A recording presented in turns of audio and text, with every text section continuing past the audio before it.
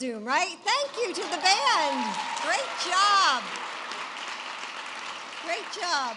You know, it's wonderful to be in Superior and Duluth, and places that mean so much to Joe and me, and with all of our friends. Governor Walz, Tim and Gwen, we were just together at a child care event just a couple weeks ago. Tony and Kathy, thank you for welcoming us. And thank you to all of our elected leaders. So we traveled here just an hour ago, I guess, from Washington. And you really have a great bunch of representatives with lots of energy, and they're a lot of fun to travel with.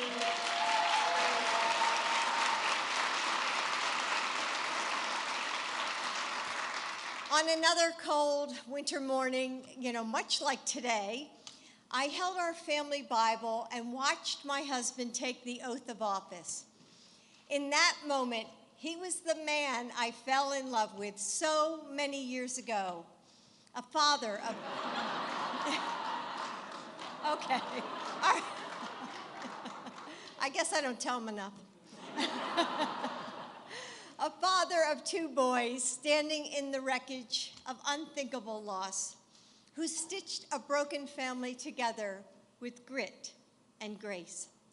He was the man who took the train home to Delaware every night because he knew that showing up for the smallest moments can sometimes mean the most.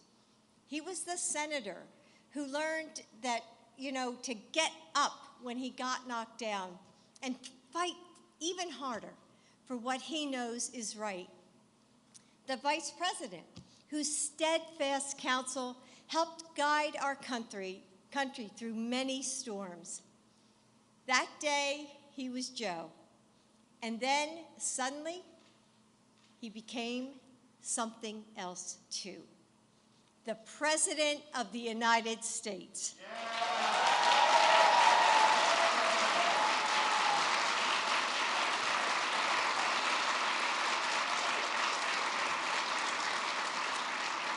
It felt like Americans across the country were holding their breath in the aftermath of 4 years of chaos.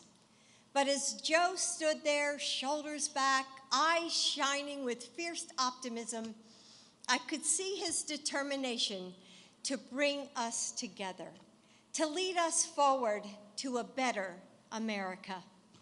And every day since, he has worked to do just that. Millions of families have been able to send their children back to school and find jobs and catch up on bills. They've been able to finally take a breath. We still have a long way to go. Our world faces incredible challenges, but things are so much better. You were right to put your faith in Joe Biden a year ago.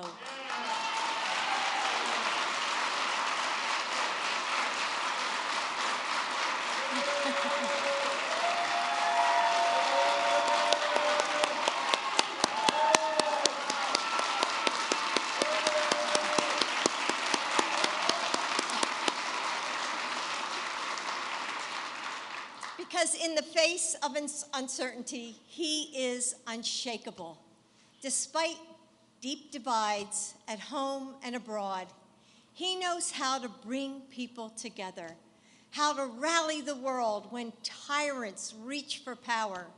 He never loses sight of what this is all about, the people he serves. When Joe goes to bed at night and when he wakes up in the morning, all he thinks about is how to make life better for you and your family. It's just who he is. It's who he's always been.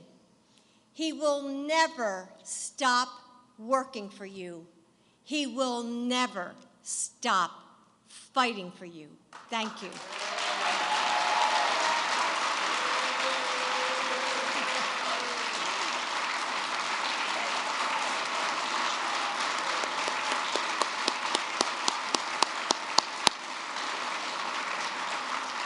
Now, I want to bring up our next speaker, a painter, a father, a mentor, a man who knows the meaning of union strong. He's worked hard to help make this area a better place to live, and we're happy to have him with us today, Gerry Smith.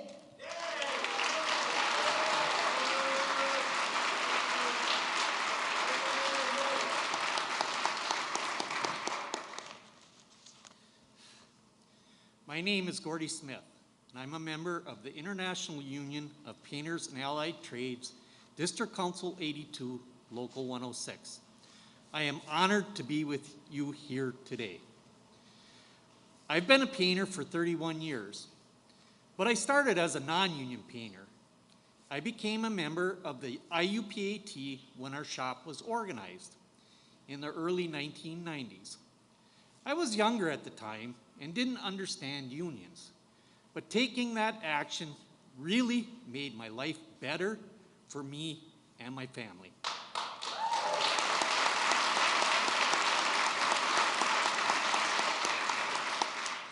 As a union painter, I've had the opportunity to work on many different types of projects, from mines and power plants to bridges and commercial construction.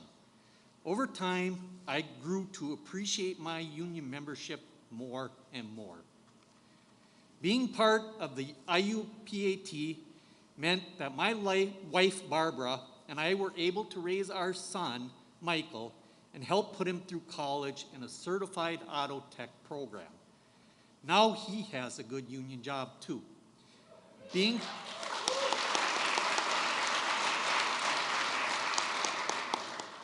part of the IUPAT has given me not only just a job, but a career.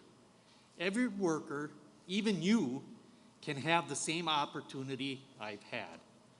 For many years, those of us in the building and construction trades have heard the promise of massive infrastructure investment, but those promises were never kept. President Joe Biden and his team have finally delivered on that promise.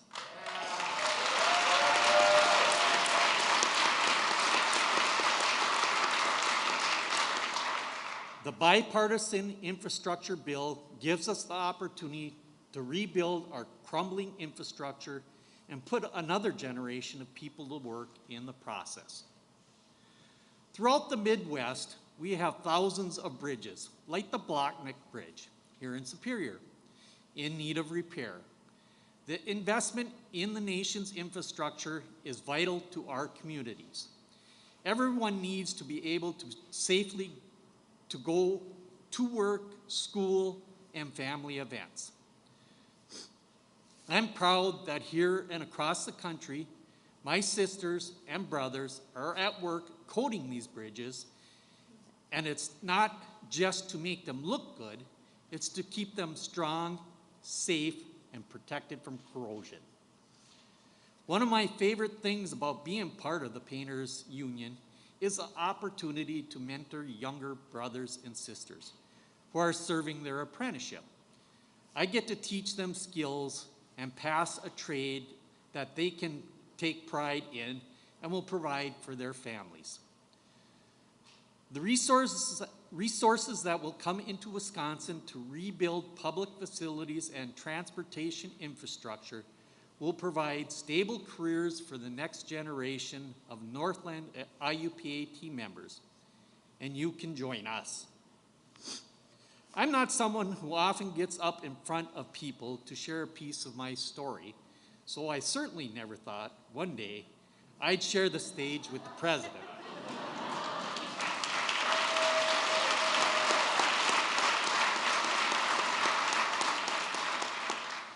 I am so proud to be here with all of you today, and a president who doesn't just talk about fixing things, but puts his words into action.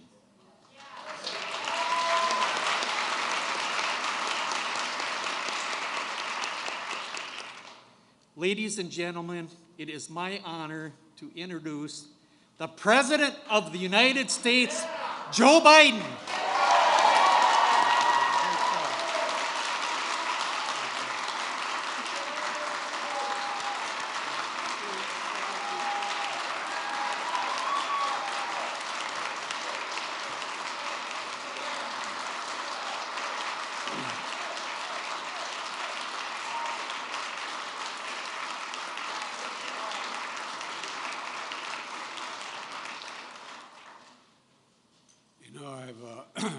to tell you a story. Hadn't planned on this. When Jill and I met and fell in love, she let me know her favorite day in the calendar was Valentine's Day. The first Valentine's Day that we were together when I was vice president, the vice president's office faces the Eisenhower building, that big granite building you see on the other side of the White House. And there's a triple set of stairs coming down from that building, and they look right in the vice president's office as you come down. And the press comes down that way all the time. And so the night before this Thanksgiving, this Valentine's Day, the first one, Jill got, as a typical professor-teacher form, she got the maintenance guys to bring up a 16-foot ladder. And I think there are a total of, 19 panes in each window, big panes of glass. And with that erasable paint you can have, she put a heart in every single of the four windows, saying, "Joe loves Jill." And that night, my press guy got a call from CBS Morning News. Would I be on CBS Morning News to talk about Valentine's Day? He said, "You ought to do it." So I did, and while we're getting ready in the office, all the lights are down, and I think I've told my colleagues in the House, the Senate, this story. While it's dark, they're fixing the lights, and I'm sitting knee to knee with a woman named Juju Chang, who used to work for CBS. And while they're fixing the lights, she looks at me, she says, "Everybody says you and your wife have a great love affair." And I said, "I think so." And I said, "But everybody knows I love her more than she loves me." And she responded, my word, "That's what everybody says." And then she said she had done a study that she had been on, I guess, 2 or 3 parts on the morning show over a period of weeks before. And I think, don't hold me to this, I think it was Yale and Stanford had done this study. What makes marriages last the longest and the most romantic? You can always tell when the couple is not only in love, but when it's romantic, no matter how old they get. And she said, "You know what it is?" I said, "No." She said, "It's when the husband loves the wife more." I want to tell you, Julie, this was worth the trip to come out here today. Thank you. Thank you, thank you, thank you. If the Secret Service agents weren't sworn to secrecy, they could tell you they've never heard anything like that said from a podium by Joe. I love Wisconsin and Minnesota. Thank you. Thank you. Hello, Wisconsin. If you can hear me across the river, hello, Minnesota. I'm Jill Biden's husband, Joe. And Gordon, thank you for that introduction. And Governor Evers and Governor Walz, and thank you both for welcoming me to both your states. And Mr. Mayor, Jim Payne, thank you for the passport. And Emily from Duluth, the mayor of Duluth, when we got off the plane, I don't think she had a coat on. She had on I tell you, you're a tough kid. Thank you for the passport to both your cities. And thanks for 3 outstanding senators. And I mean that sincerely, all friends, Tammy Baldwin, Amy Klobuchar, Tina Smith,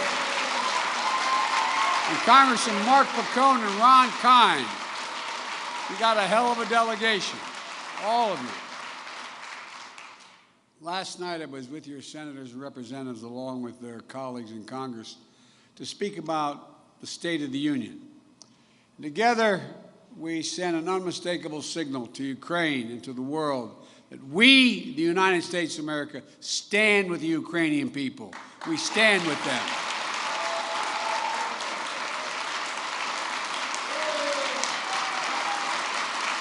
And Vladimir Putin Vladimir Putin's latest attack on Ukraine is premeditated and unprovoked.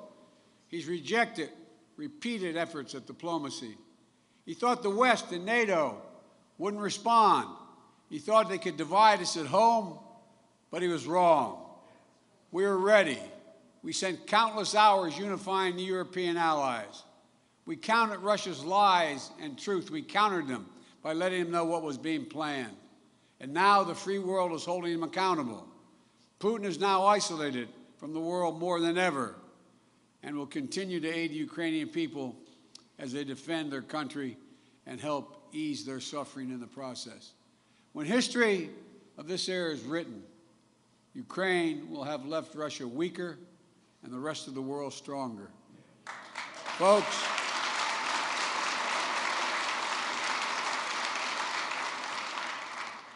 they're amazing. They're amazing people.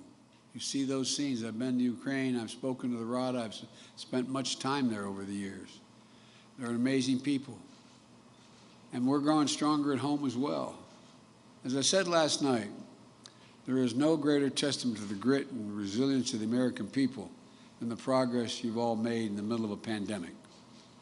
Thanks to the American Rescue Plan, we lifted the country out of crisis, created 6.5 million jobs, more jobs than any American has ever created in a single year. Our economy grew. Our economy grew at 5.7%, the strongest growth in 40 years. And Vice President Harris and I, we ran for office with a new economic vision for America. Invest in America. Educate the American people. Grow the workforce. And build an economy from the bottom up and the middle out, not just from the top down. Because we know that when the middle class grows, the poor have a way up, and the wealthy do very, very well. Everyone does fine. My rescue plan reflects that vision, and that was just the first step. We also had to invest in the country itself. America used to have the best infrastructure in the world, the best bridges, roads, airports, etc. Now our infrastructure ranks number 13 in the world, according to the World Economic Forum. You can't compete for jobs in the 21st century if we don't fix that. That's why it was so important to pass the bipartisan infrastructure law, the most sweeping investment to rebuild America in all of American history. Bipartisan. And I want to thank your senators and representatives here today for helping lead that charge, and that was literally what they did, lead the charge. When I signed that infrastructure law 100 days ago, we already had the ground we hit the ground running, announcing $100 billion in new investments to create jobs for millions of Americans, modernizing our roads, our airports, our ports, our waterways. And we'll do it all to withstand the devastating effects of climate and to promote environmental justice in the process. You know, we're building a national network of 500,000 electric vehicle charging stations so Americans can own electric cars, reduce pollution, and lead the way to clean energy future. We're going to replace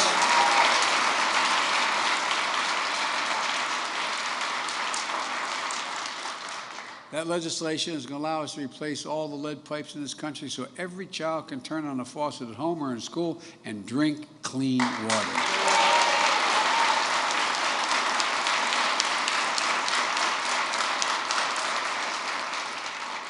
In the days of having to pull your child up outside of a McDonald's to do their homework because there's no internet in your home and no internet in your region, and we provide affordable high-speed internet to every American, urban, rural, suburban, tribal.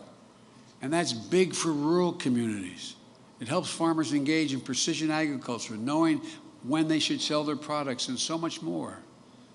As I've announced last night, this year, we're going to start fixing 65,000 miles of highway and 1,500 bridges in disrepair. Your governor is going to use some of that funding for this law to modernize one of the most important bridges in this region, the one you look out the window and see here. Look, the Blatnick Bridge, you all know this bridge well. It's a bridge that connects our cities and your cities and your state. A bridge that carries people to work and carries goods out of your port. You know, when the Husky Oil Refinery exploded in Superior back in 2018, this bridge was one that many of you took to get your families to safety. And you know it matters. But you may not know, as was mentioned earlier, the bridge is 61 years old and at the end of its useful life. The corrosion over the years has lowered the weight it can sustain and safely handle. And by the way, I wasn't long ago, you may have seen in all the news clips, I was in Pittsburgh. I arrived in Pittsburgh a little early, but thank God we arrived when we did, because just 2 hours earlier, a bridge that is as high off the ground as this bridge collapsed completely. Completely. You should have seen it. It was astounding to look at, for the same reasons this bridge is in trouble. And guess what? Thank God there were only a few vehicles on the bridge. No one was killed. You should have seen it. It was astounding how no one died. Had it occurred just 3 hours later, you would have had all those school buses, all those children, all the thousands of people across that bridge. There's so many bridges this is the United States of America, for God's sake. So many bridges in a similar condition. And this bridge also has outdated design.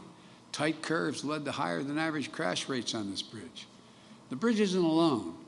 There are 979 bridges in Wisconsin, 661 bridges in Minnesota in poor condition, along with nearly 7,000 miles of highway between your two states that need repair. And now, after years of talking about infrastructure, we're finally getting it done. Finally. And by the way, instead of Infrastructure Week, we're going to have an Infrastructure Decade. Decade. Look.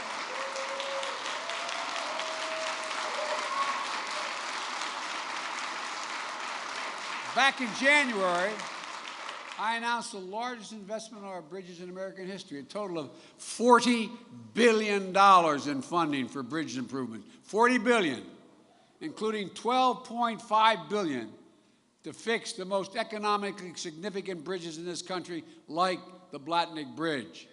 And on top of that, over the next 5 years, based on formula funding, the bipartisan infrastructure law will provide Minnesota an estimated $5.4 billion and Wisconsin $5.4 billion for highways and bridges.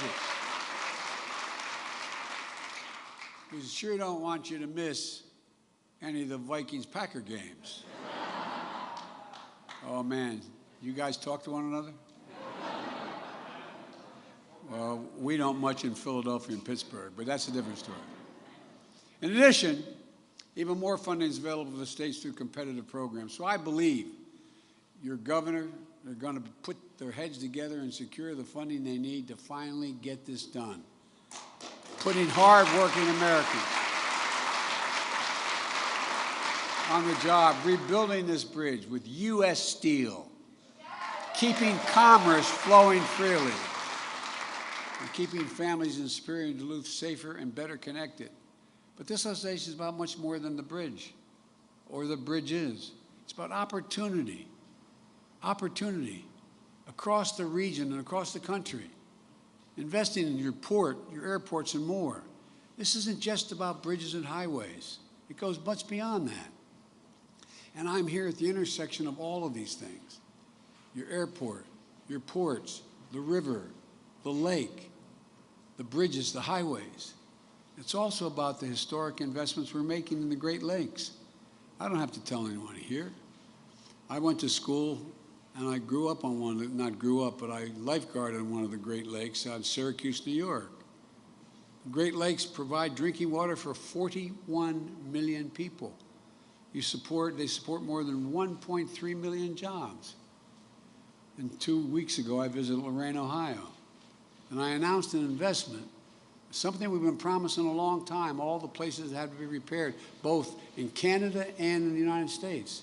But I announced $1 billion from the bipartisan infrastructure law, accelerating cleanup of sites where polluted waters and wastewater treatments have given the Great Lakes and put them at great risk, including the St. Louis River, which flows between your states. One study found that for every dollar spending cleaning up the Great Lakes, we generate $3 to $4 in economic benefit. It's a good investment, and it's badly needed. There's more fresh water in these lakes than any other single place in the whole world. Folks,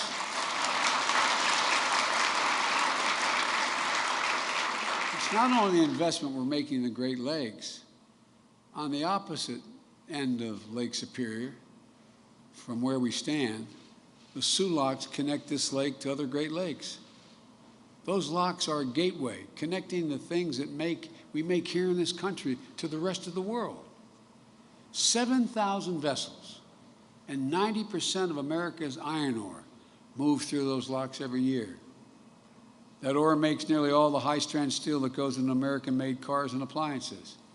In January, I announced nearly $500 million to upgrade the Soo Locks, moving goods faster while reducing costs, creating a hell of a lot of jobs and maintaining them.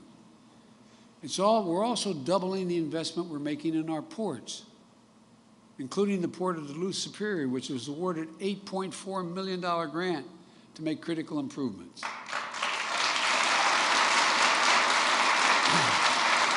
Along with a $12 million investment for the Army Corps of Engineers to reconstruct the dock wall, the vessel yard, and the Duluth Harbor Basin. Look, these investments will help fortify our port while strengthening the local economy. When we use taxpayers' dollars to build America, we buy American.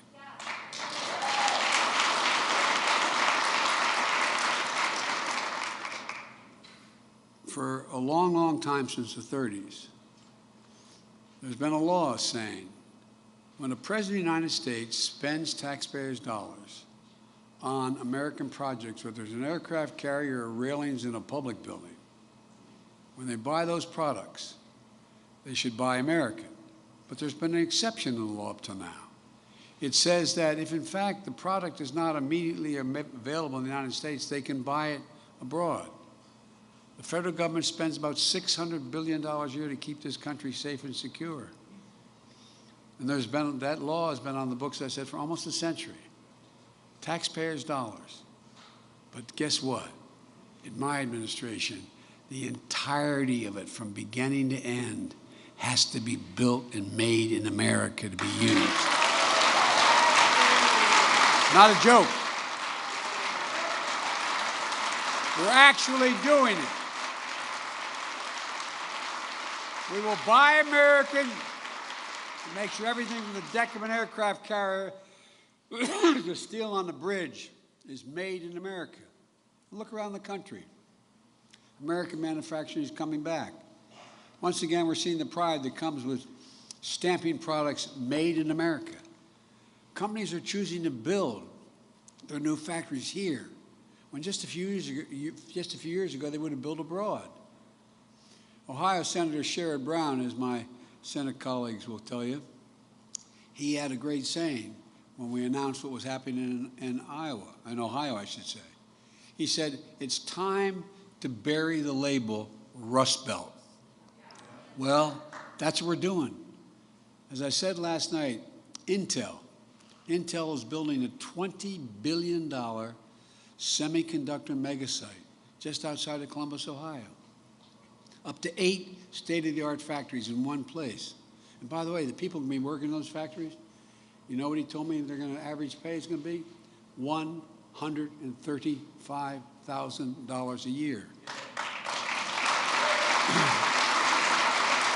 10,000 jobs, and most of them union jobs.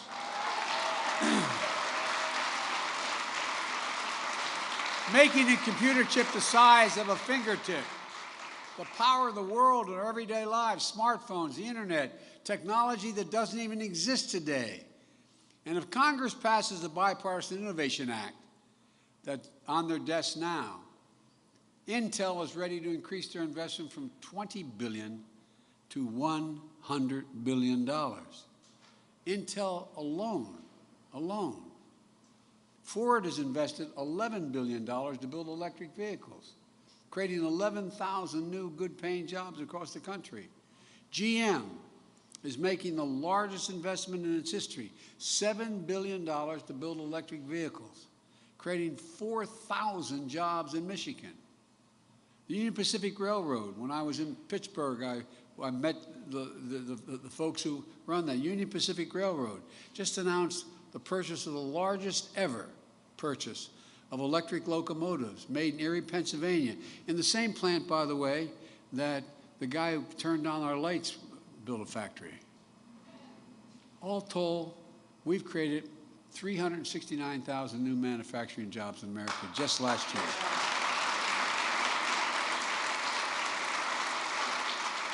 Don't tell me we can't be a manufacturing center again. We can. We have to keep this story going.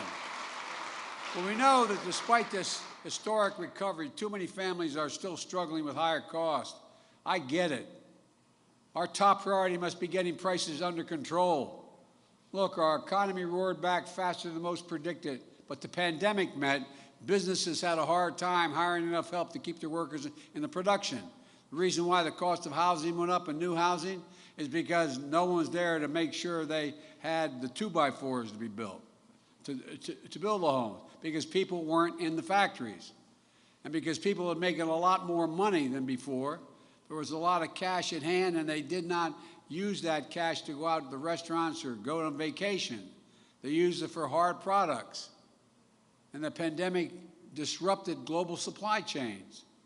When factories close, it takes longer for goods to get from the warehouse to the stores, and prices go up. Look at cars. Last year, there weren't enough semiconductors to make all the cars people wanted to buy. They had the money to buy them. But there weren't literally enough cars, because we invented those chips when we went to the moon, but we didn't make them anymore. They're made in the rest of the world. So prices went way up. 1/3 of the reason for inflation was the cost of these additional cost of automobiles. So we have a choice. One way to fight inflation is to drive down wages and make America's poorer. I have a better way to fight inflation. Lower your cost, not your wages.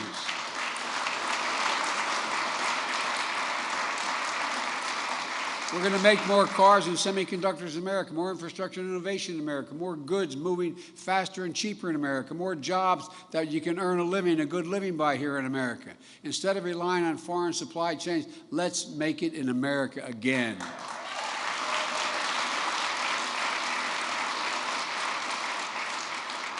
There's a lot more to my plan to lower costs and lower the deficit. By the way, we're going to lower the deficit by $1 trillion this year.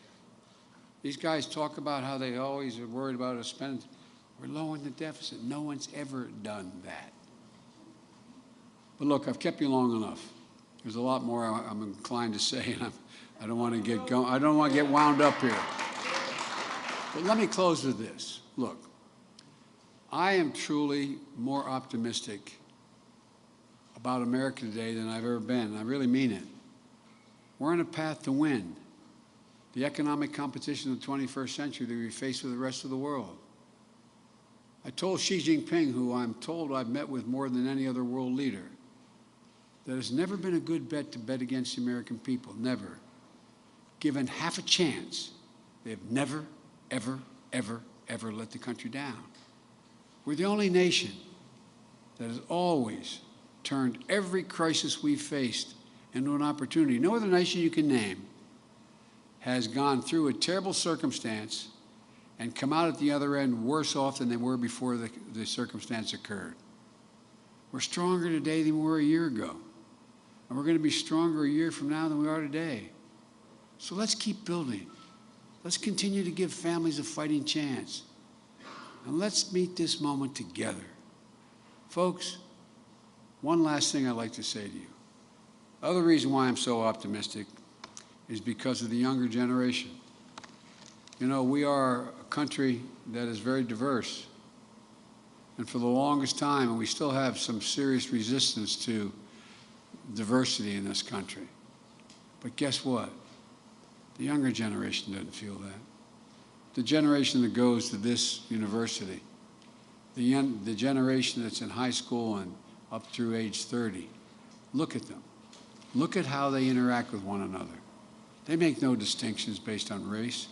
They make no distinctions based on gender. Think of what's happening. One of the things that I'm confident about is they are together, and they want the nation to be together. And one of the things I promised I would do, I've gotten criticized for it, but I'll just flat out admit it, and I'm not going to stop. My administration is going to look like America. Look like America.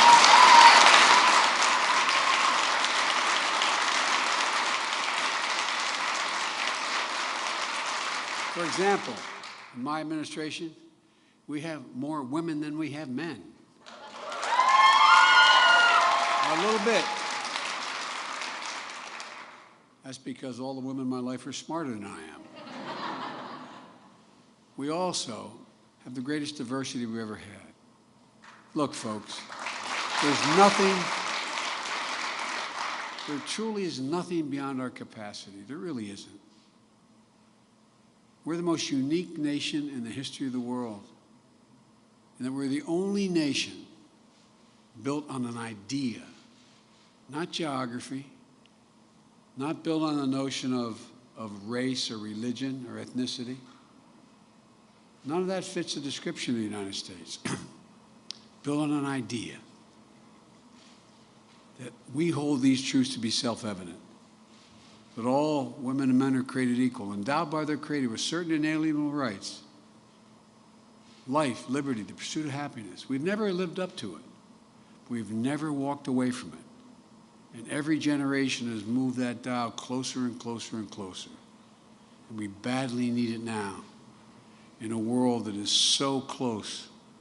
Look, folks, your kids are going to see more change in the next 10 years than we've seen in the last 50 because of the changes in technology and so much more.